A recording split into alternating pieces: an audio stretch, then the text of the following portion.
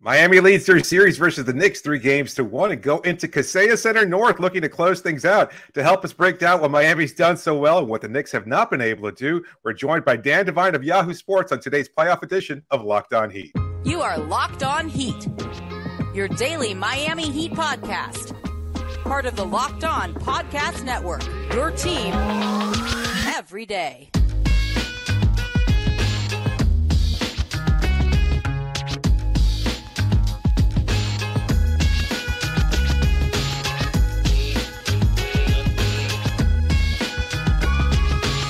Hey, welcome to Locked On Heat, your daily podcast on the Miami Heat. I'm Wes Goldberg here with David Ramil. However you might be tuning in on YouTube or your favorite podcast app, thanks so much for making Locked On Heat your first listen every day. Download the Gametime app, create an account, use the code LOCKEDONNBA for $20 off on your first purchase. Last-minute tickets, lowest price, guaranteed.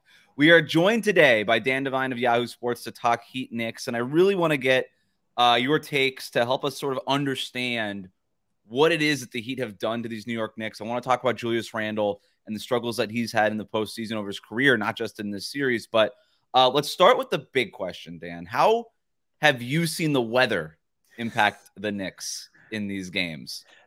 I mean, my biggest frustration this morning was realizing that that was what was missing from my Game 4 column was any analysis of the meteorology.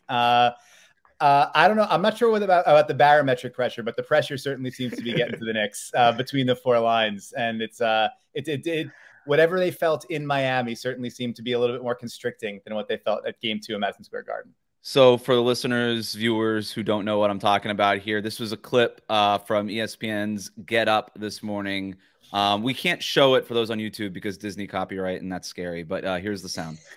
Particularly from Jalen, was how hard it is to go down to Miami and play this time of year. And I know people will immediately associate that with the nightlife and all that. But according to Jalen, there's more than that. There's also just the reality of the temperature change, the heat, the geography, being down there for 3 days. It sort of saps a little bit of your energy and your strength. We talk about that primarily in football. I know this is an indoor sport. But, I mean, the Knicks, whatever it is, Jimmy Butler is just has just destroyed them. David, Dan, what's going on there? I mean, they're talking about the like traveling to Miami, like the Knicks have to go to Cambodia for these games. And I just, it's a crazy excuse. I have no idea where this came from. After I saw that this morning, I had the moment where I had to say, like, all right, I get why fans get mad. Like, I'm a national guy. I don't pay attention. I'm, not paying attention to your team every day in the same way that you guys are. But you have that like initial defensiveness when somebody's like, you don't know what you're talking about. You don't watch the game. You don't pay attention to the teams. Mm-hmm. Or like, not all national people, right? But then you see something like that when you're like, all right, the day after the game, you guys go up 3-1, one game away from the Eastern Conference Finals again. The explanation that's proffered is, I don't know what it is, but it's probably about humidity. And somehow that's making Jimmy Butler good or better than usual.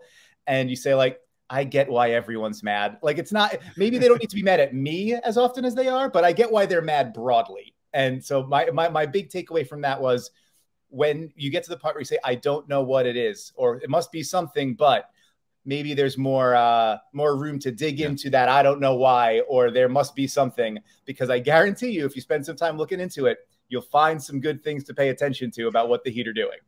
David, let's dig into that part because we probably should do that. But before we do that, I want to give you a chance. Like, what did you think about that clip that was going around this morning? I thought it was ridiculous. It gets stupider every time I hear it. Look, having lived in South Florida for a long time, I know the Heat can be oppressive at times, but I just don't know what to make of using that as rationale. It's so desperate, it's so weird, and it kind of takes away. Look, Heat fans will point to the fact that the Heat are often ignored by national media, and the redheaded stepchild of the NBA and things of that sort. That's a little over the top as well. But to find excuses and reasons and rationales that don't exist, and there's no scientific proof of whatsoever in terms of how they might impact Miami, to take away credit for what Miami has done, and look, and to criticize what New York has not been able to do, I think it's just so ludicrous, especially in the Kaseya Center where it's freezing. Like, there's no media member or fan that goes I've had there. to buy jackets just to cover games. There's no other reason to own jackets in South Florida. Yeah. Yeah. You see women like in like jerseys, and then by like halftime, they're outside wearing multiple jackets because it's so cold inside. That's it. I mean, it's not true that it would be a factor at all. And So jerseys is an overstatement half the time at that arena. Okay. I probably should have said this at the top, but a big reason that I wanted to have Dan on is because, unlike most national media, Dan, you've done a really great job covering the Heat for years, whether it's at Yahoo Now or the Ringer. You've always paid the due respect, and that's why we invited you on specifically. Obviously, you've also covered the Knicks extensively over the years, so you're kind of the perfect person to have on this show. I will, at the risk of alienating all of our viewers right now, good start. Always a good preface. Try to defend, right away. I'm going to try to defend Mike Greenberg here a little bit, and even Jalen Rose maybe to a certain degree. I kind of get it. I kind of get it because you're searching for answers of why it is that this is happening. The Heat were such a frustrating team over the regular season, and I have been asked on other programs so many times, Wes, what's going on? You know, how did the Heat turn things around? And my answer every single time is, I don't really know.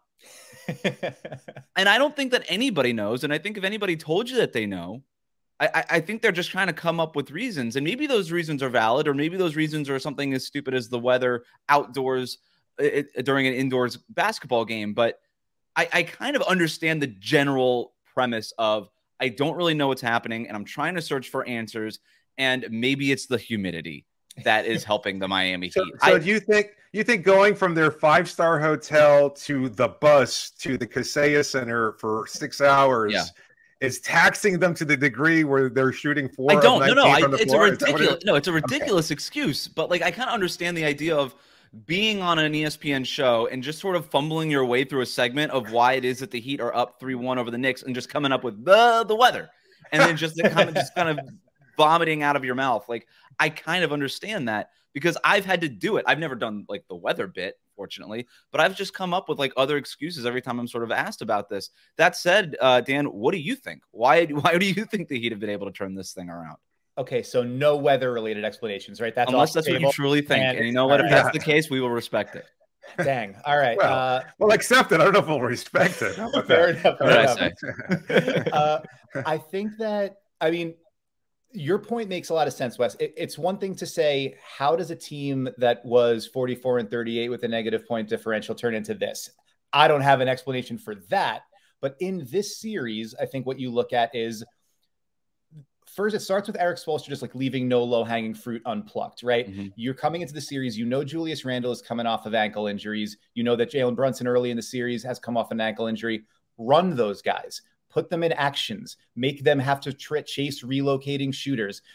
The Knicks are not a great off-ball defense team anyway, so let's make them work. And some of that is just, you know, Miami's identity. They've got multiple shooters at multiple positions, so they can kind of basically everybody but Bam and Ty and Cody Zeller can shoot and is a threat to move. So let's put those guys in motion. Let's get them going and see if the Knicks mess something up. Chances are you throw a flare screen, you throw a pin someplace, they're going to get confused either because they're not great off-ball defenders in general, or they're young guys. And so sometimes that kind of the bullets fly in there can get them out of sorts. And Erik Spoelstra right away was like, we're going to make their most important offensive players have to work on defense.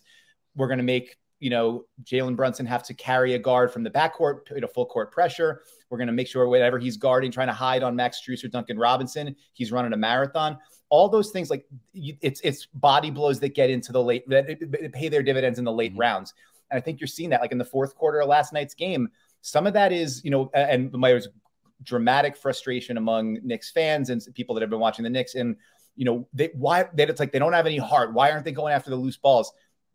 It might be that they don't have any legs, and that's not about the weather. That's about 4 games of having to chase these guys all over the place. And even the one game that was tilted in New York's favor because of Jimmy's absence in game 2, the strategy was, we're going to make you have to throw the ball over the place against a zone, try to create good shots, and we're going to bomb from 3. So you're going to have to chase shooters all over the place with the spacing so wide.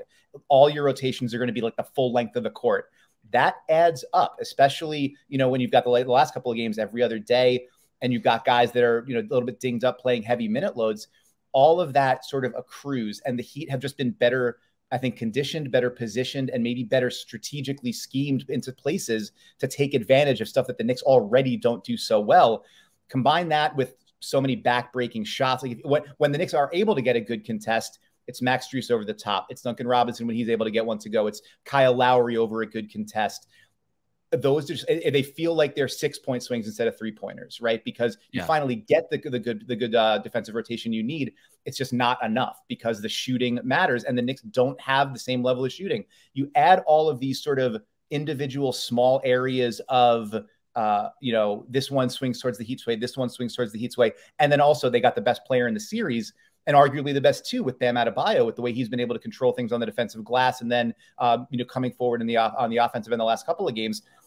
Eventually you start looking around and saying, what do the Knicks have left? And by the end of game 4, the answer really wasn't very much.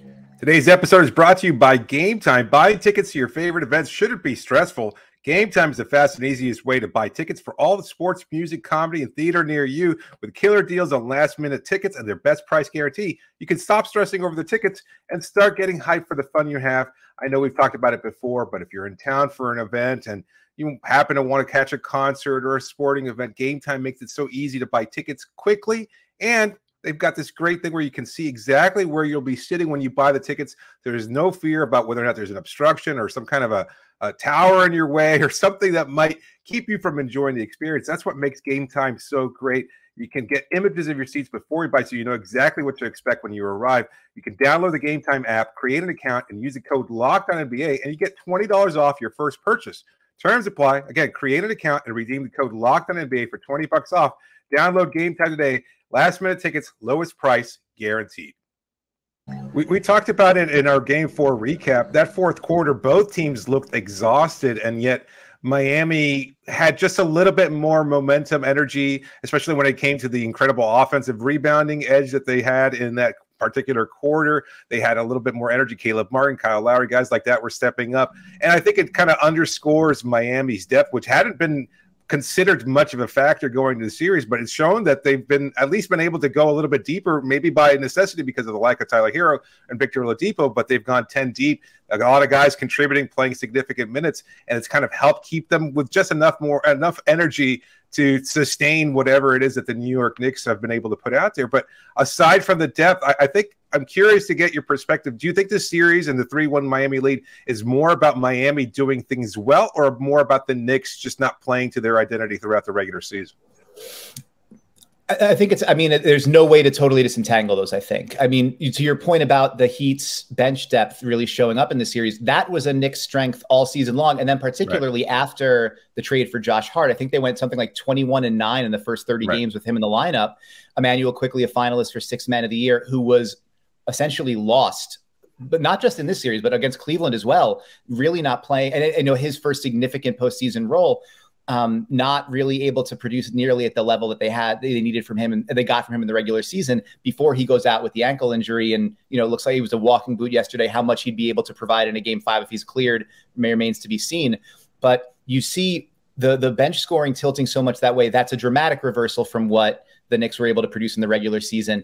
Thibodeau, starting from the beginning of the series, part of it was Quentin Grimes had picked up the shoulder injury against Cleveland, so he had been a stalwart in the starting lineup throughout the regular season. So basically since December, when he kind of came back from his early season injury, that was really what clicked the Knicks into place.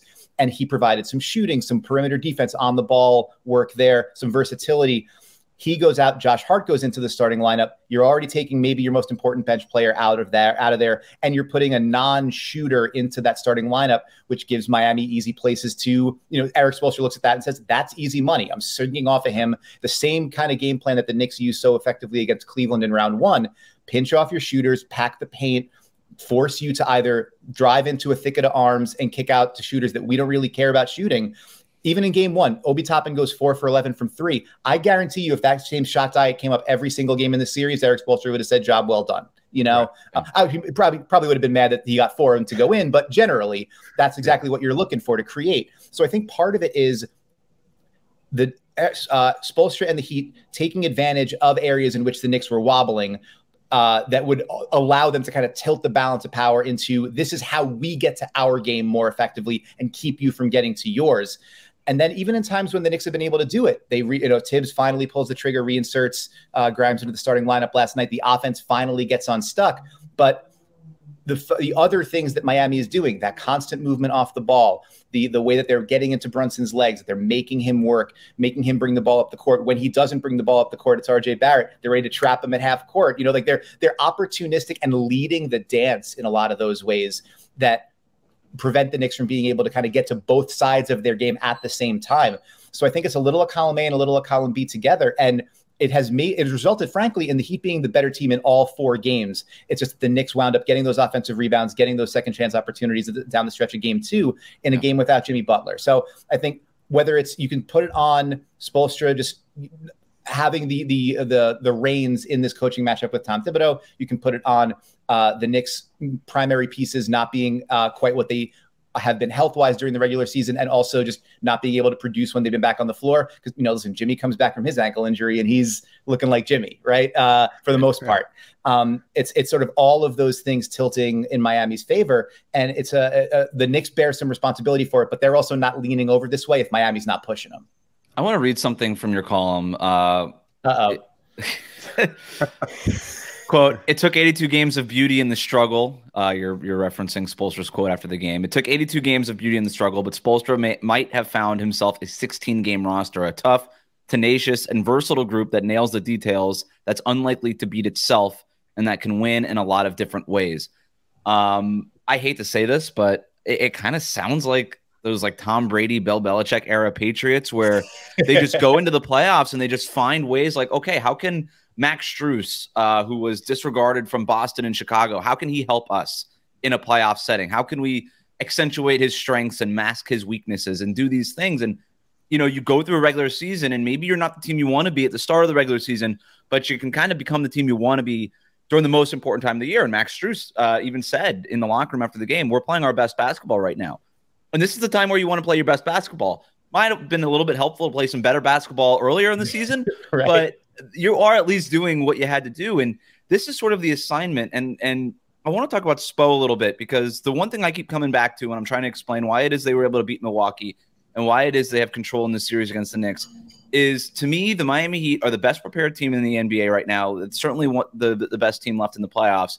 They understand the assignment and they're executing the assignment. They're doing, okay, what is it that we have to do in order to beat the New York Knicks? Okay, let's do those things. And sometimes you might fail at doing those things. You might not make shots. You might not grab that rebound because it goes a little bit long or comes off the rim a little bit weird or whatever it is. But for the most part, you're trying to get to the things that you want to get to, and you look like you have a plan, regardless of whether or not that plan succeeds or not.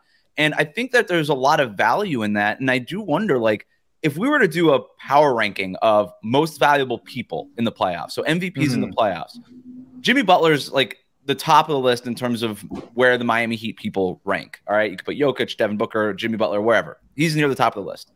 I think Spo is like the #2 representative for the Miami Heat. I think he has been that much of a difference maker in these playoffs. Dan, what have you seen from Spo in these playoffs? Yeah, I think that's what's the sort of the right way to phrase it? It's the proactive nature of the adjustments, of the matchups, of the sort of decision making.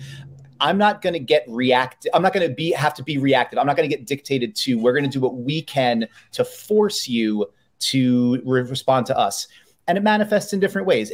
We're going to have sort of dispatch Bam Adebayo to be the box out guy in game 1. His numbers won't wind up looking great, but if he's keeping Mitchell Robinson off the glass, that effectively neutralizes what makes Mitchell Robinson valuable in this series and for the Knicks. And he was a monster in round 1, and he's been a house cat for most of round 2, right? Just has not been able to make a major impact. Also, if we do that, keep him off the glass, Kevin Love's there to rebound. We can get some of those relief points, the leak outs, the sort of easy buckets. And now all of a sudden you're looking at, oh, crud. Now the Knicks got to react to that. We got to make sure we're changing our floor balance, where suddenly now we're thinking when the shots are going up as opposed to just reacting and being able to play. And that's kind of those areas of the game. You're creating small advantages. And I think Spoelstra is maybe the best in the league. One of, people love, there's plenty of respect for Ty Lue as an in-series tactician. Steve Kerr obviously has been trying to renegotiate his rotation and starting lineup on the fly pretty much every night at this point. Darvin Ham is getting a lot more respect in that regard. There are plenty of coaches that get a lot of respect in that regard, but I think Spo's probably at the top of the list in terms of how do we create those advantages? Yeah, I'm sorry to cut you off, but like one of those things, I was rewatching the game this morning, and he just starts blitzing Jalen Brunson in the fourth quarter. Jalen Brunson had a good game, and he's just like, you know what? Let's just start blitzing him in the fourth quarter, and it created a couple of turnovers in that final period, and it didn't seem to me as like something like, hey guys, I got an idea. Let's start blitzing them. And then everybody, and then like Gabe Vincent and Caleb Martin are like, all right, okay, I guess we'll start doing that. It was more of like, I bet you got a call for it. He was like, all right, everybody, Big Mac. And then everybody's like, okay, I know what Big Mac means. It means to start blitzing Jalen Brunson or whatever. Right. And it felt like something that they had worked on. And then they went out in the fourth quarter where they weren't doing it for 3 quarters. They go out in that fourth quarter and then they just start doing it. And like I said, it works because they're able to create a couple of turnovers, subtract some possessions for New York, and add some possessions for them. I think what it comes back to also is the roster that they've been able to put together is that you've got a lot of smart guys who can do different things. And I know that is a very basic, how's the weather kind of analysis. But, we're talking about when you have, versatile players who can all dribble, pass, shoot, and defend their position and maybe up or down 1 or 2, it just gives you more ways to play. And so Spoelstra can say, all right, we're going to start with, start the series with these matchups. By game 3, say, all right, now we're going to shift those. And I can feel like I can trust, obviously, Jimmy on anybody, but Gabe Vincent going on the ball on Jalen Brunson. We can play a drop. We can go up to switching. We can go blitzing. We feel like we're comfortable in everything. Bam obviously provides you so much versatility in that way, but everybody else also has to be nailed in and really locked in on those rotations behind it. So when you have Kyle Lowry, as you mentioned, the most important Heat people, Kyle Lowry's got to be 3 or 4 on that list in this postseason, because if you get the version of Kyle Lowry that they've had on and off for the last 2 regular seasons, I don't know that the Miami is where they are right now because of just how important he's been down the stretches of so many of these games, and in terms of tilting that second unit matchup. When you've got guys that understand now's when we are going to shift and we're going to start playing southpaw and see how they react to that, it just puts everybody's able to put the other team on their back heels. And the Heat have been able to do that consistently throughout this series. They were able to do it against Milwaukee. Especially these teams that have a way we play, and the Heat are saying, here's how we play tonight. Here's how we play this quarter. Here's how we play this possession in a way that is different than the Bucks were able to handle, than the Knicks have been able to handle thus far. Down the road, maybe more malleable teams will be able to adjust to it better and more quickly. But the Heat have been ahead of the curve on that, and that's really gotten them where they are through these 2 rounds. Full caveat that the Heat haven't been able to accomplish anything as of yet, but it's something that I'm curious about. You've been covering the league a long time, but have you ever seen a team flip the switch so completely from a mediocre regular season team to a team that's been so clear about what their purpose and identity is in the playoffs? Because I have never seen anything like it. And there's usually, let's say there's an injury that changes, maybe a player comes back and it's a talent top heavy team, but Miami isn't like that. They have some talent. They've got some really good players, but they also have a lot of undrafted players, and a lot of people poke holes at that. But the reality is that, they don't have necessarily the best, most talented roster in the NBA, but I can't seem to explain how this team has gone from as bad as they were during the regular season and what they've been able to do in the playoffs. Have you seen anything like this before?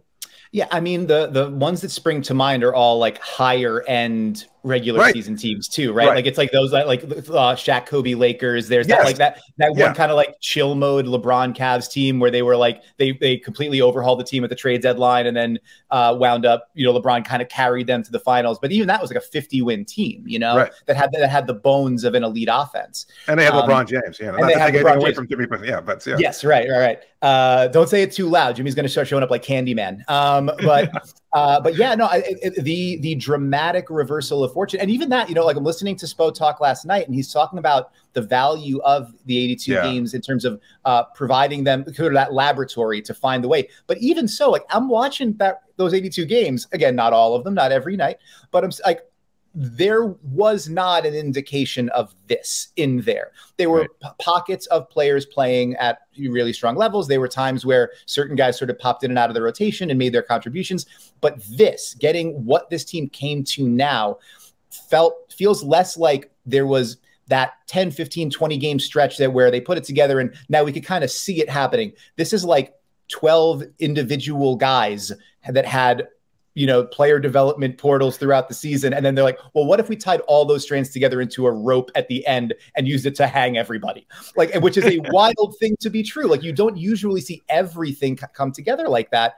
I think it's a testament to to Spo and the coaching staff, to, the player development apparatus for getting all of these guys ready, that you are rolling, as you mentioned, 10 deep, a full hockey shift line change at the start of the second quarter, saying we're just going to get good minutes from Haywood Highsmith, Duncan Robinson, Cody Zeller, Caleb Martin, and Kyle Lowry. That's who we're putting out there, and we're going to extend the lead, and it works. Push the lead both times. Yep. Yeah, like that is a wild thing to be true. With all due respect, I mean, no disrespect to those individual players, but any team, we're taking all of our starters off the floor in the second round of the playoffs in a game where we feel like we can seize this series, and it works. That is a testament to everybody pulling in the same direction and kind of putting themselves in position to be the best versions of themselves at this time. And the Knicks have not been able to get to their game. They have not been able to get to that level of cohesion, and the Heat look like they're rounding into form at exactly the right time. We want to ask about a couple more things. I do want to talk about Julius Randle a little bit and get your perspective on this, because I thought he was very, very good in game 2, in particular, getting guys involved, the drive and kick game, and using his game. And it just feels like Knicks fans are more and more frustrated with Julius Randle. It's sort of a roller coaster with him. I was looking at his playoff stats, Dan. Last night was arguably the best playoff game he's ever had. Yeah. It was the only game in the playoffs that he's ever shot better than 45%. And I do wonder if there's a feeling among Knicks fans that, okay, cool, it's like 25-12 during the regular season, and that's awesome. And he was in the 3-point contest and the All-Star game, whatever. Like, that's all fun. But is there a sense that there's maybe like a hard ceiling on what it is that the Knicks can accomplish if Julius Randle is sort of one of their top 2 or 3 guys? I think so. And I think the frustration, a lot of it comes back to, and it's a basic thing to be true, but Knicks fans will forgive a lot if they feel like they understand you're going 110 miles an hour at every opportunity, right? And I'm sure, so from a cultural perspective, that is a similarity, I imagine, in the fan bases, right? Like, you'll forgive certain things if they're sins of commission, out of aggression, out of activity, out of trying to lead on the front foot. And when things are not going as well for Randle, it's often lackadaisical rotations, it's missing closeouts, it's sloppy defense, it's spinning and passing to nowhere. It's stuff that's looks more like sulking and sluggish, and which then can kind of translate into looking like front runner stuff, right? Like, when things are going well, you're sprinting full speed ahead, and when they're not, it's like, well, how soon can this be over? Can we play the rest with running time? I'm a little reluctant to go all in on Randle being to really hammer Randle right now. The guy had 2 nasty ankle rolls in the space of 3 weeks. As soon as he got back, he did it again in the end of the first round. So and he's playing crazy minutes because he always plays crazy minutes, and especially because of the time of the year. Goes the whole second half last night until he fouls out. It's not as if this man is not putting in effort. I don't want to suggest that.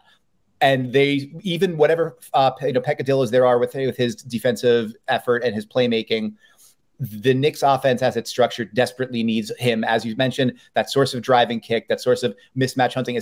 Every time he sees Gabe Vincent or Max Strus on him, he's head down to the basket. The Heat are ready for that, but it still creates things when he can spray out, and Tom Thibodeau loves to play that way. So he's a vital piece for what this team needs to be now to be successful. But I do think there's a sense that this is an 82-game player, maybe more than a 16-game player, to use it, to go back to that kind of parlance, and the sense that if he's the one that you have to rely on as your highest usage guy, the guy who's going to be leading your team in scoring and shot attempts, there is a firm ceiling on where you can go. And we might be seeing what that ceiling is. Maybe that is the second round of the playoffs. The question for the Knicks moving forward is going to be, if the organization feels that way, I think they're probably going to have to pry him from Tom Thibodeau's cold, dead hands. But if the organization feels that way, how do you then replace what he does provide for you as that number 1 option in the regular season, an innings eater? And still, how do you then improve a roster that, as it stands, still needs something in the middle of that, like something to connect Randle to Brunson, or whoever the front court is to Brunson, that big wing creator, that, for lack of a better term, Jimmy Butler, that you can have, that would be the one that you can rely on as a primary playmaker and sort of jack of all trades. They don't have that, and you're seeing that absence in this series. We saw the insertion of Quentin Grimes in yesterday's lineup, but do you think that there's another ace up Tom Thibodeau's sleeve? Like, is there anything else that this team can do in terms of rotation adjustments or anything else? Because I'm not sure. I know a lot of Heat fans dread seeing Evan Fournier out there just because he's been a Heat killer in the past with his shooting, but he doesn't really seem playable at this point in his career. So is there anything else that you think Tibbs can do to change things up and maybe get a spark in Game 5? On a defensive level, I mean, Knicks fans have been loudly calling for more Deuce McBride, Miles McBride, who got into the game for only a couple minutes last night. He is a heck of an on-ball defender, not much of a shooter at the point, but somebody that if you're looking for somebody who can, I don't know, make life a little harder on Kyle Lowry or Gabe Vincent for a couple minutes here or there, another, defensive menace kind of player, maybe some more from him. Evan Fournier, I don't think has played in about 2.5 months. So I don't know, or the last week of the season, he got some minutes in, but I don't know about that. Yeah, I mean, the reality of the Knicks roster is it has been built all season long on heavy minutes for Randall, heavy minutes for Brunson, heavy minutes for RJ Barrett. Those are your creators. Yeah. If Quickly wasn't going to be one of the better offensive players in the series, the Knicks were always going to have a hard time, and now he's not there. So the adjustments, such as it seems to me, is like they can't keep falling asleep defensively. They cannot keep losing Miami on those actions off the ball. They have to. The way the Knicks have won all season long, the recipe was offensive rebounding, don't turn the ball over, win the free throw battle, get to the line more often. It's the possession game because they don't have the shooting to create the margin for error. And the Heat have systematically taken all of those things away from the Knicks over the course of this series.